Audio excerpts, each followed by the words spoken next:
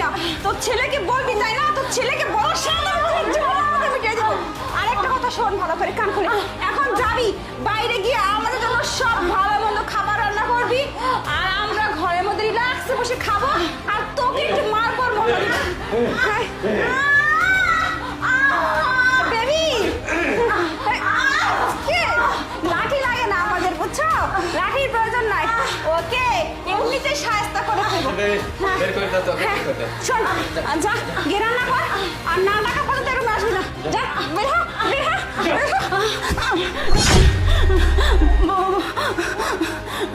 উফ বেবি বসো এখানে, হাঁপসে গেছি পুরা ওকে মারতে মারতে। হ্যাঁ যাই হোক, শোনো একটু রেস্ট করে নি, ও খাবার রান্না করবে, খেয়ে দে, তারপরে আবার ওকে মারতে শুরু করবো, ঠিক আছে? আচ্ছা ঠিকই বলছে। হ্যাঁ ঠিকই তো বলছে, তাই না? কি ব্যাপার, ঘেমে গিয়েছো, হাঁফিয়ে গিয়েছো? একজন মানুষকে কেউ এইভাবে মারে, তুমি আমার মায়ের শরীরে গরম পানি ঢালতেছো? আরে না না না, তুমি যেরকম ভাবছো সেরকম কিছু না, বুঝছো? আসলে তোমার মা